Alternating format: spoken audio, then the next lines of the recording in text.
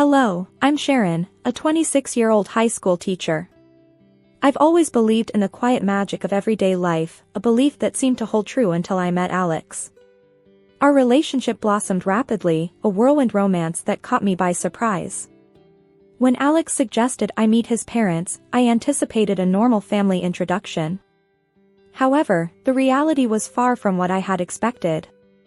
The day of the meeting was wrapped in an air of nervous anticipation.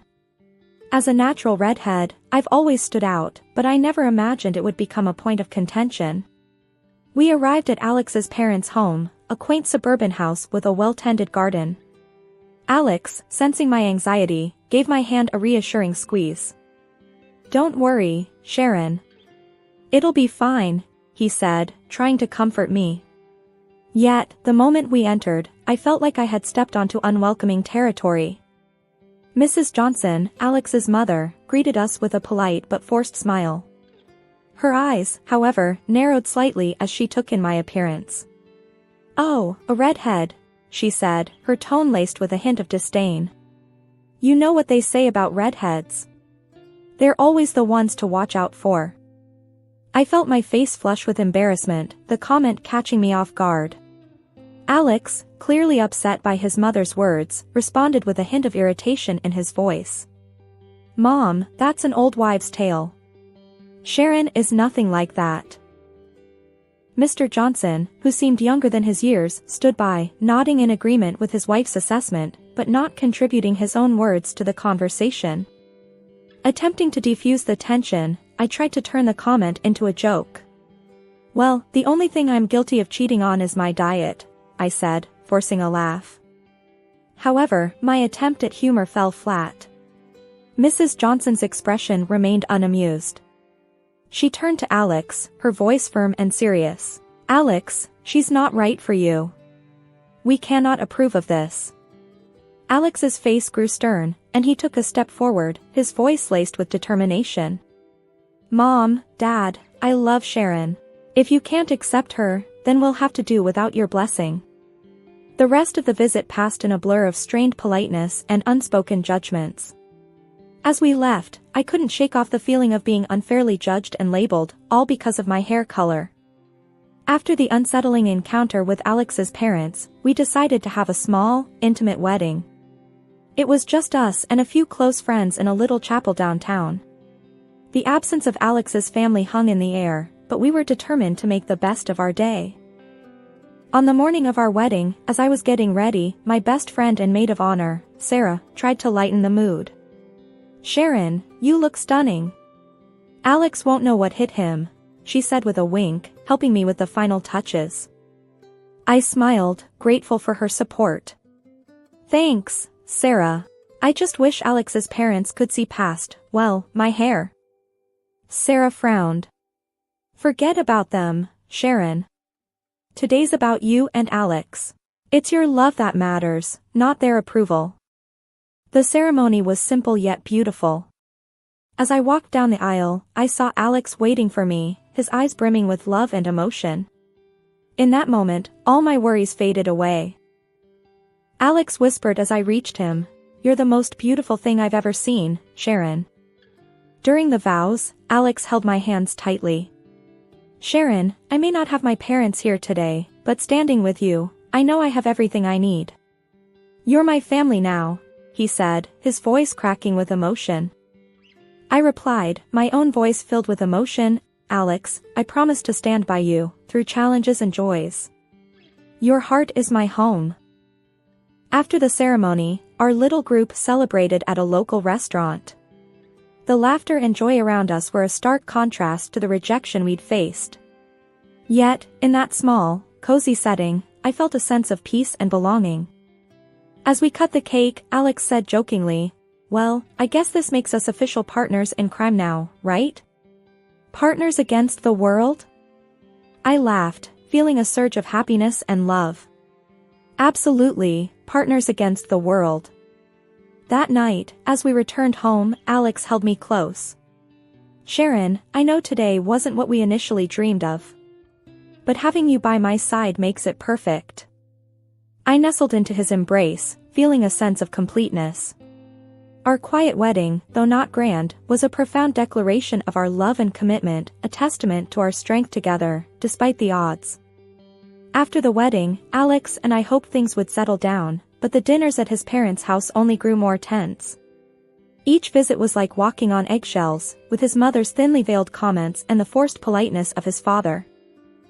One evening, we were sitting around the dinner table with Mr. and Mrs. Johnson and a couple of their friends. The conversation inevitably turned to gossip, and Mrs. Johnson's friend, Mrs. Blake, started a story about a neighbor.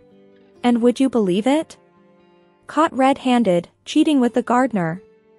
And she was a redhead too, Mrs. Blake exclaimed, casting a sly glance my way. I felt my face heat up. Trying to remain composed, I said, well, hair color hardly determines someone's character. Mrs. Johnson chimed in, oh, but you know how it is with stereotypes. There's always some truth to them. Alex, noticing my discomfort, quickly tried to change the subject. Mom, how about we talk about the new garden you were planning? Sharon has some great ideas for landscaping. But the damage was done. The insinuations hung in the air, making the rest of the dinner extremely uncomfortable. As we were leaving, I couldn't help but express my feelings to Alex. I can't keep doing this. It feels like they're judging me all the time. Alex sighed, a look of frustration crossing his face. I know, Sharon, and I'm sorry. I just don't understand why they can't give you a chance.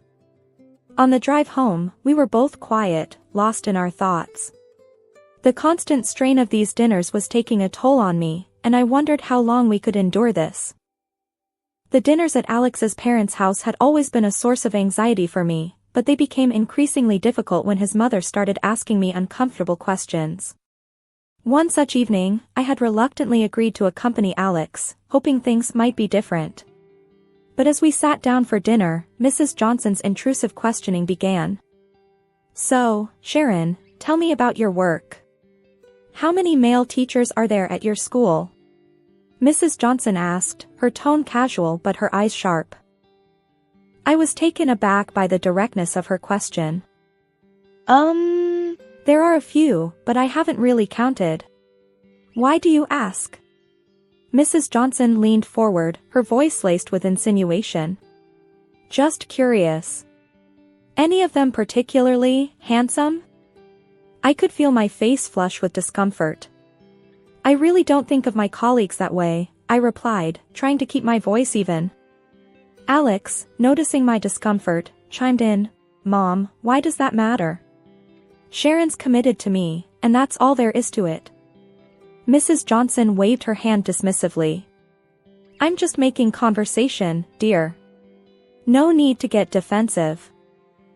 The dinner continued in this vein, with Mrs. Johnson probing and me trying to deflect her questions. It was clear she was insinuating something about my fidelity, which was both insulting and baseless. On our drive home, I expressed my feelings to Alex. I can't believe your mom. Her questions tonight were completely out of line. I felt like I was being interrogated.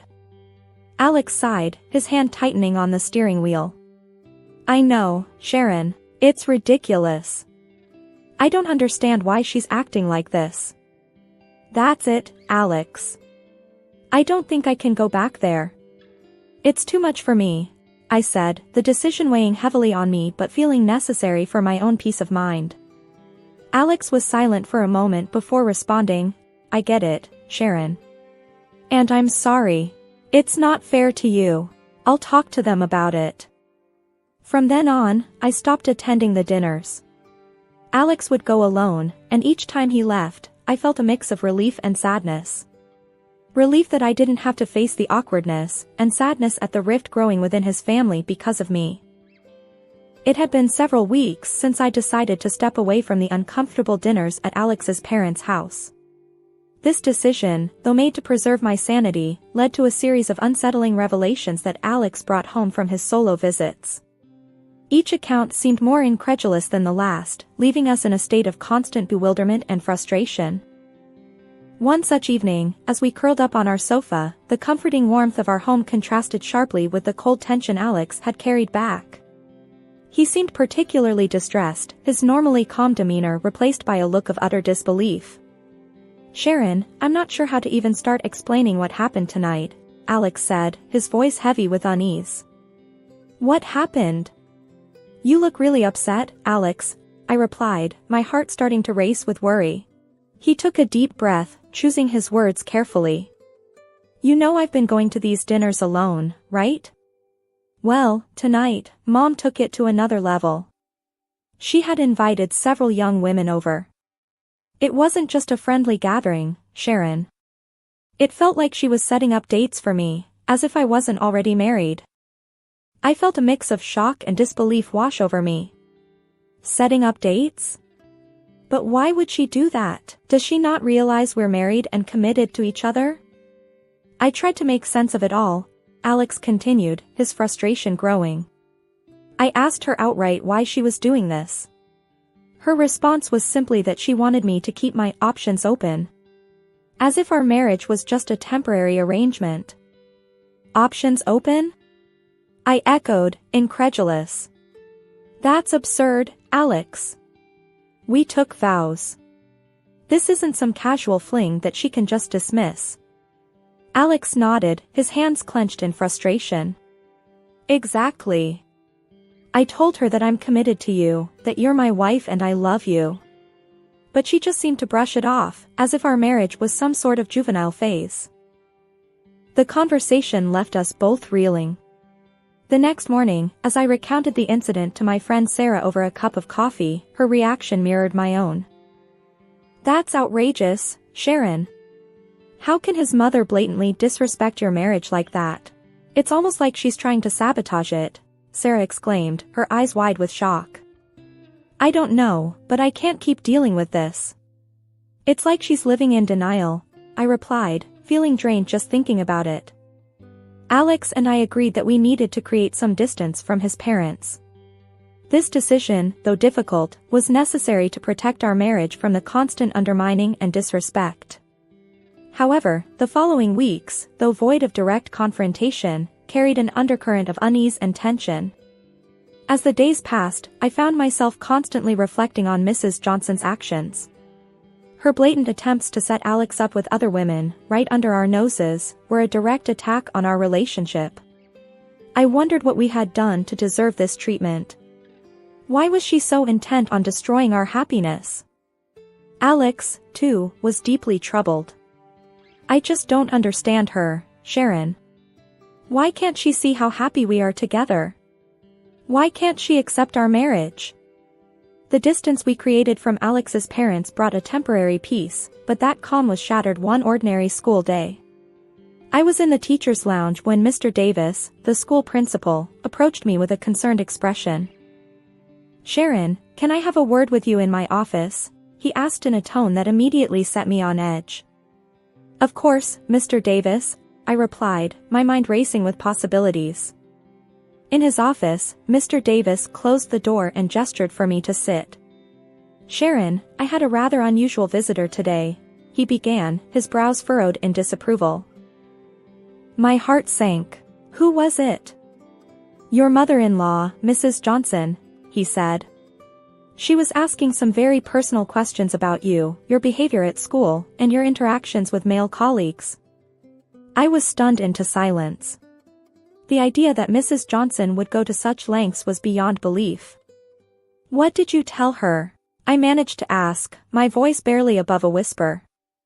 "I told her that your personal life is none of our business as long as it doesn't affect your professional conduct, which, by the way, has always been exemplary," Mr. Davis replied firmly. "But Sharon, I must say, this is highly inappropriate and concerning." Gathering my thoughts, I replied, "I'm so sorry, Mr. Davis. I had no idea she would do something like this. I assure you, there's nothing untoward in my conduct at school." "I know that, Sharon. I just thought you should be aware," he said, offering a sympathetic look. As I left his office, a mixture of embarrassment and anger washed over me. The fact that Mrs. Johnson had the audacity to come to my workplace and question my integrity was outrageous. That evening, I recounted the incident to Alex, who listened in shocked silence. I can't believe she did that. Going to your school? Questioning your professionalism? This is going too far, Sharon, he said, his voice laced with anger. I don't know what she's trying to achieve, I said, feeling a mix of frustration and helplessness. But this is a violation of my privacy and my professional life. Alex reached for my hand, his grip firm. We need to confront her, Sharon. This can't go on. She's crossing every line imaginable. The next day, I called Mrs. Johnson, my hands trembling with a mix of nervousness and anger. The phone rang, and when she answered, I took a deep breath. Mrs. Johnson, I need to talk to you about your visit to my school, I said, trying to keep my voice steady. Oh, Sharon, I was just looking out for my son's best interests, she replied, her tone dismissive. Looking out for Alex by questioning my character at my workplace? That's completely unacceptable, Mrs. Johnson, I retorted, my frustration boiling over. Well, I just needed to make sure that everything was appropriate, she said, her voice cold. Your actions were inappropriate, and I won't tolerate this kind of invasion into my personal and professional life, I said firmly, drawing a line. Months had passed since the school incident with Mrs. Johnson, and Alex and I had begun to find some semblance of normalcy in our lives again. That fragile peace was shattered one evening when Mrs. Johnson unexpectedly appeared at our doorstep, her face twisted into a triumphant smirk. I knew it. I have proof, Sharon, she exclaimed as soon as I opened the door, not even waiting for an invitation to enter. Alex, hearing the commotion, came to the living room. Mom, what are you talking about? What proof? Mrs. Johnson, brandishing a laptop like a weapon, declared, I hired a private detective. I have photos and videos of Sharon. She's been unfaithful, Alex. I felt my heart drop, confusion and disbelief swirling within me. That's ridiculous. I've never been unfaithful, I protested, my voice firm despite the shock. Ignoring my protest, Mrs. Johnson opened her laptop, revealing a series of photos of me sitting in a cafe with a man sporting bright red hair. Look at these, Alex. See for yourself. Alex and I leaned in to look at the photos. After a moment, we couldn't help but burst into laughter, much to Mrs. Johnson's confusion. That's my brother, Mrs. Johnson, I explained between laughs. He's visiting from out of town. Mrs. Johnson's triumphant expression faltered. Your brother? Yes, my brother, I repeated, still chuckling. We both have the same bright red hair, remember? Alex, now frowning, asked to see the videos. As we watched a clip of me and my brother chatting in the cafe, Alex's attention was drawn to something in the background. Wait, rewind that part, he said, pointing at the screen.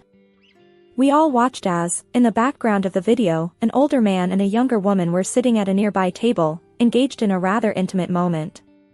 The realization hit us all at once. That's Dad? Alex muttered in disbelief. Mrs. Johnson's face went pale as she recognized her husband in the video, kissing a woman who was definitely not her. The room fell into a stunned silence. The evidence Mrs. Johnson had brought to condemn me had inadvertently exposed her own husband's infidelity. Mom, is that Dad? Alex asked again, his voice barely above a whisper. Mrs. Johnson just sat there, speechless, the laptop now forgotten on her lap. That evening, which began with accusations and supposed revelations, ended with a shocking twist that none of us could have predicted. Mrs. Johnson, in her quest to prove my unfaithfulness, had inadvertently uncovered a bitter truth about her own marriage. The night Mrs. Johnson left our house was one we wouldn't forget anytime soon. The living room, where just moments ago she had revealed the photos and videos, felt unnaturally quiet. Alex and I sat there, trying to digest the whirlwind of events. Can you believe it? My dad and Mom's plan backfiring like this? Alex finally broke the silence, a mix of disbelief and sadness in his voice.